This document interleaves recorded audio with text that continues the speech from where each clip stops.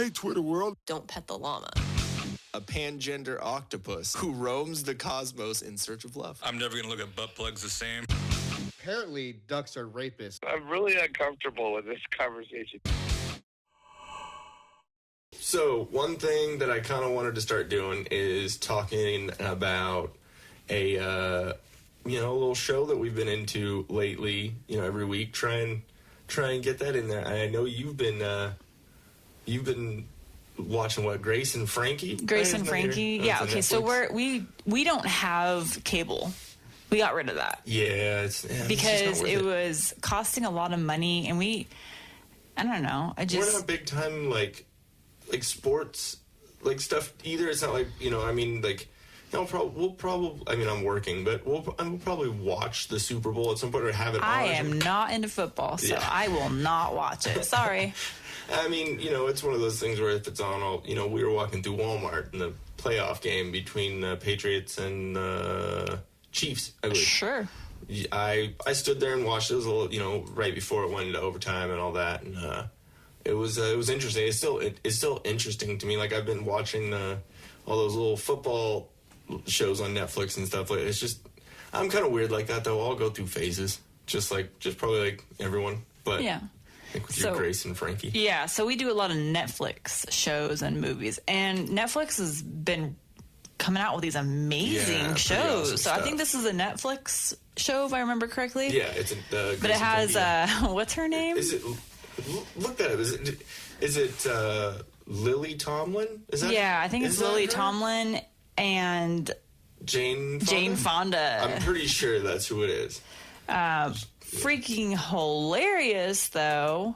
All right, I'm checking out to make sure. Yeah, it's Lily Tomlin and Jane Fonda. And then there's also Sam Waterston, who was the lead attorney on Law and Order, like the DA, and then Martin Sheen, who. Okay, so the beginning, it basically starts out where Lily Tomlin and Sam Waterston, they are married, and Jane Fonda and Martin Sheen are married.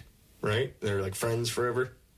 So there's two married couples. And then the guys, Martin Sheen and Sam Waterston, they have been having an affair and they've been gay for the whole time. Yeah. And so they both get divorces and then they start dating each other, and then Grace and Frankie have to they live with each other, right? Is it? Well, yeah, because it's they owned a combined beach house, I guess, and it's supposed to be out of San Diego, and so they end up living together and dealing with the whole weird situation of their husbands divorcing them, and now they're getting married. The husbands are not the girls. And then Ethan Embry's in it too. Ethan Embry's in it as one of the sons. Yeah, it's just a really interesting show, and with Netflix, obviously they can say more and do more and go past those boundaries that you could on normal TV. Yeah.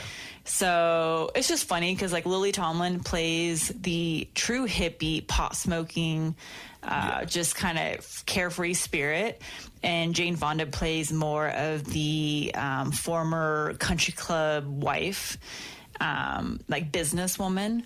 So it's just funny. Obviously, it's that interesting pairing that a TV show can do, and just seeing their interactions. But it's funny because one, we were noting this when we watched one of the episodes, that it's funny to see someone take a rip off a bong on TV, because I don't think there's been so on many real times. TV you can't do that anymore, right? On real TV, I still don't know. can't. Shit's been changing. I don't know. I mean, you almost can say fuck. You know what I mean? It's pretty. But coming from my background, I will say completely that I've been a pot smoker since I was about 16 or 17. Probably about 17.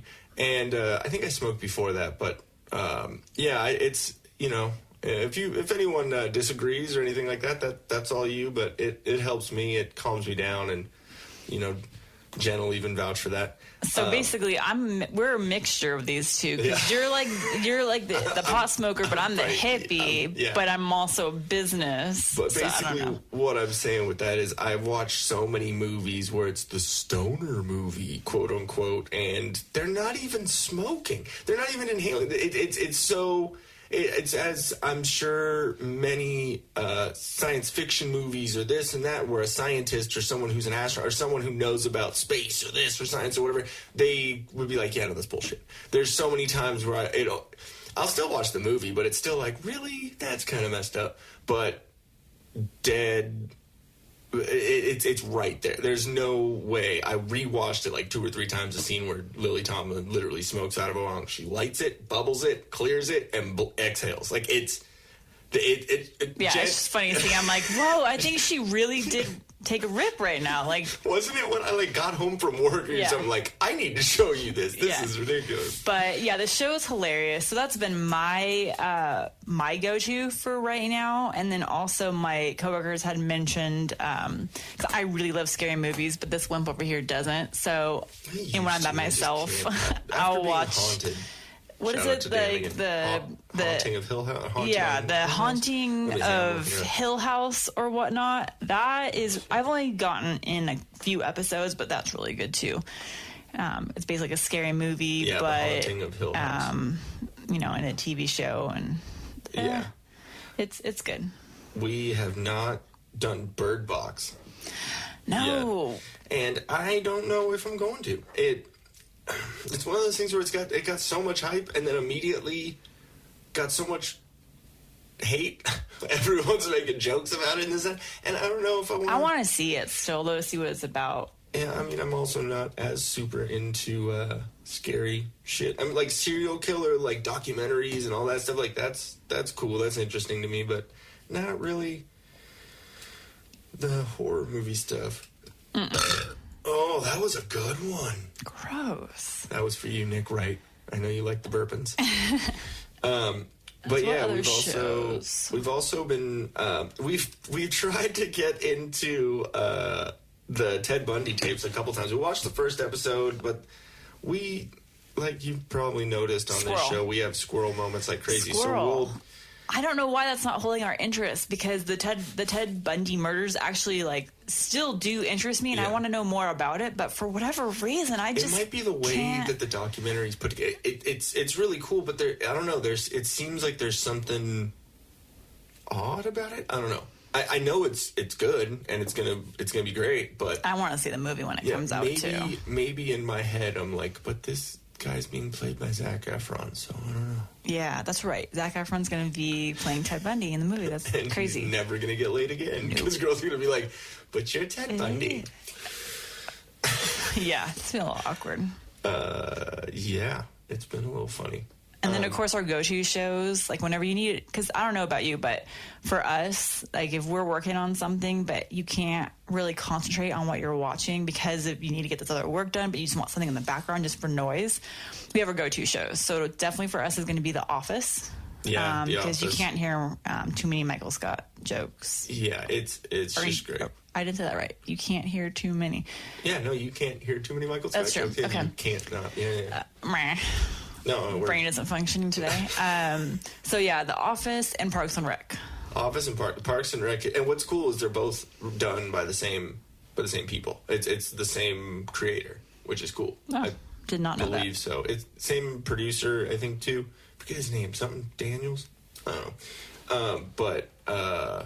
Yeah, no, I love that show. I love it because not only does it break the fourth wall, but it adds like a different thing to it because it throughout the whole show you think it's just them breaking the fourth wall and it's just about that, but then it comes out that it's like this documentary and like the end's great. And then Parks and Rec is just great because Ron Swanson, holy Jesus, he's amazing. He might be one of the best characters ever written in any TV show, in any comedy show ever. He's fucking great.